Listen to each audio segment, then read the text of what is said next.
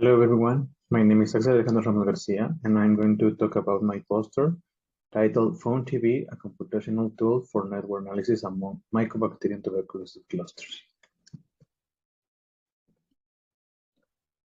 This is a general view of my poster that is comprised by 5 sections: a background and motivation section, proposal methods, software workflow, illustrative example, and finally, our conclusions.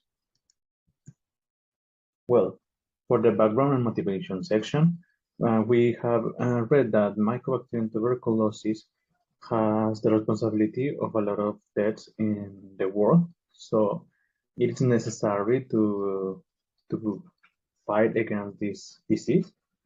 And already exist some treatments, but in some of the cases, they are inefficient because of the emerging of the resistant strains. So it is key to identify these associated signatures in these strains that produce these drug-resistant phenotypes, and this would be helpful for avoiding the deaths of rising and have a more deadly strain development. An important tool that we can use is bioinformatics. This can be a super resource to develop novelty tools that can help us to find these signatures and also to develop new antibiotics, etc. And we think that network structurization will allow us to compare some gene variation within some strains and see the difference between one phenotype status and another phenotype status, and probably to relate some changes to a phenotypic expression and to other expressions. Well, our proposed method is to use the single nucleotide polymorphism positions and the status information about these SNPs. That means that can be mutated into another amino acid, can be variable because on the original sequence there was producing an amino acid, but in certain strain it didn't produce anything or produce another molecule. So we summarize this information in a matrix and relate it to phenotypic groups in Mycobacterium tuberculosis samples. Also, we remove this some background information. We understand by background as a group totally contrasting to the group that we want to study, in order to remove all the variation and information that we find within this group to avoid the highlight of possibly a false positive. Well, then in order to rank the genes that we found, and when we contrast two groups, we define a new metric that it's named density variation score, ρVS, and it is a metric that will express a high variability frequency in certain gene positions. Here we have the formula. After that, we perform a feature exact test in order to get the statistically significant genes and bind the variable positions. And finally, we use a network visualization in order to summarize the outcome that we get on this analysis and to see easily the relation among different clusters of samples and the genes that present some variations. Here's the first, of software is comprised by mainly 3 scripts. The first script will allow us to develop a non-synonym variation Python dictionary. This will be useful because it contains search complexity. And we start with an mtvsec file that is an output of the mtvsec software.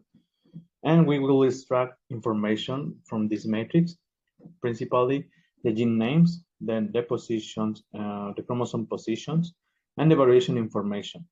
The variation information that we want to is the SNPs and the variation that they present that I already mentioned. It can be from one amino acid to another amino acid, one amino acid to nothing, and to nothing to one amino acid.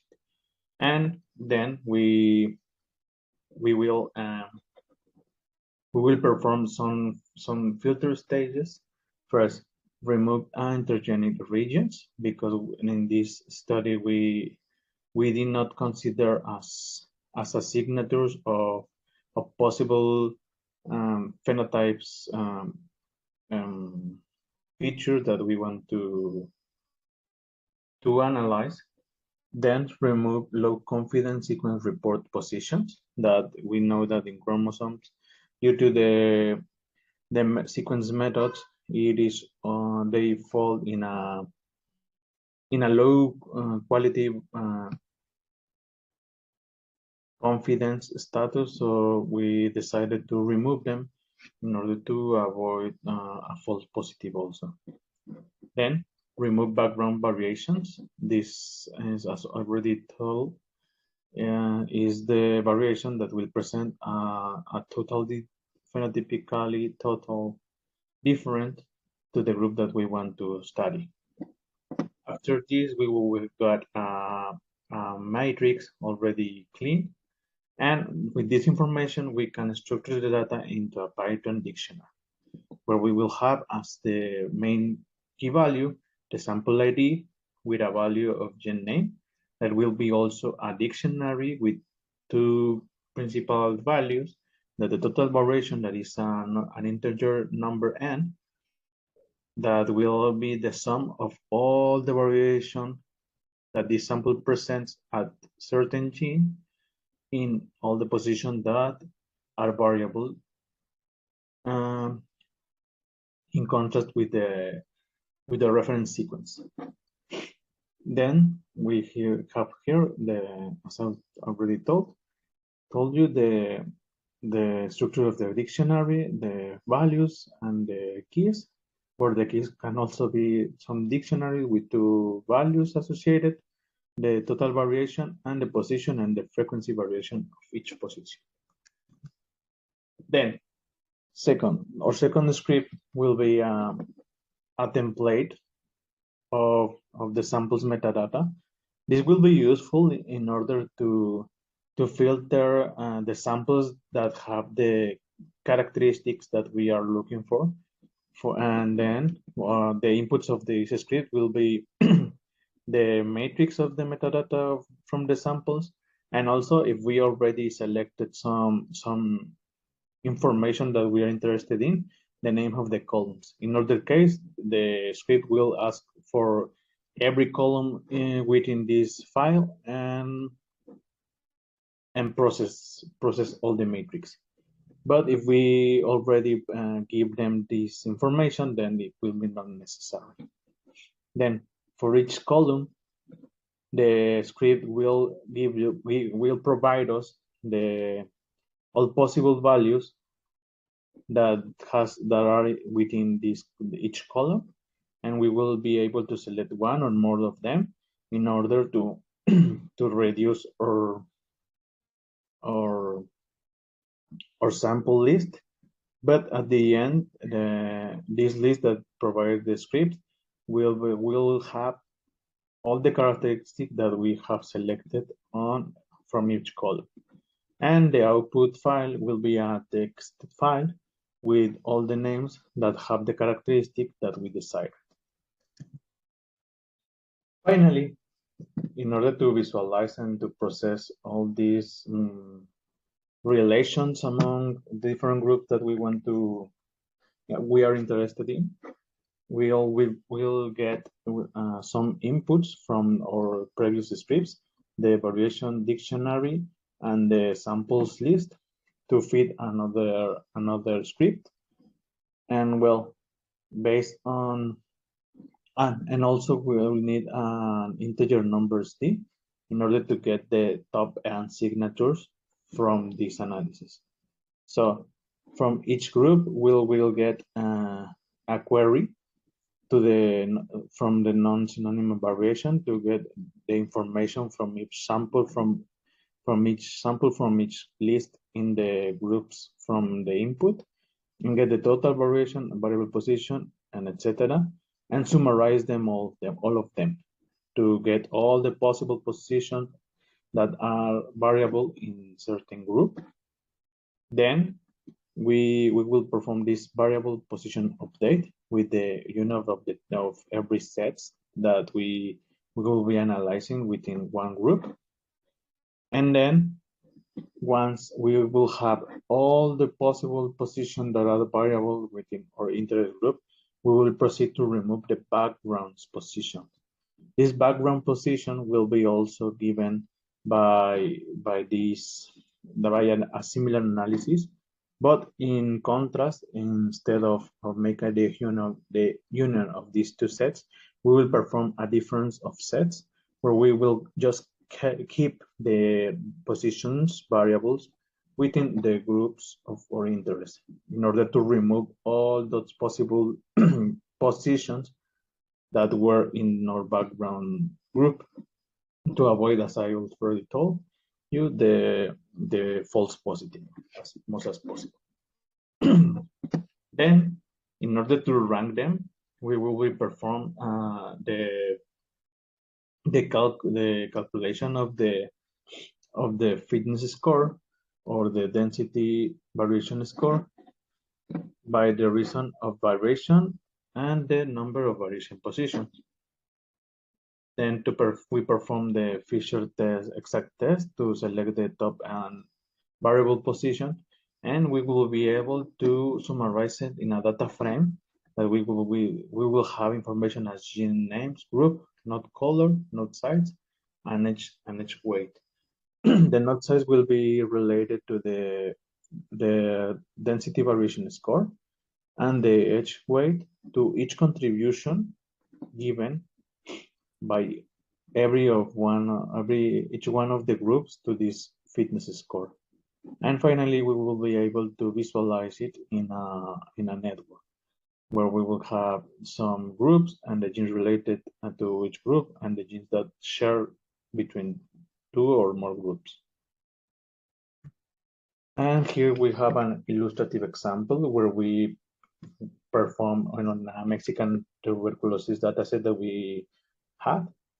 We generated 4 main groups: an MDR group, multi-drug resistant, and the HR group that isoniazid resistant, the RR group, the rifampicin resistant, and finally a background group that will have all the sensitive samples that are in our data set. So the first step was to remove this sensitive position from the background group to just keep the potential drug-resistant signatures that will be related to isoniazid, rifampicin, and multi-drug resistant phenotypes. We calculate then the density variation score, and as we mentioned before, we associate it to the node sites, and as we can see, there are nodes that are smaller than others.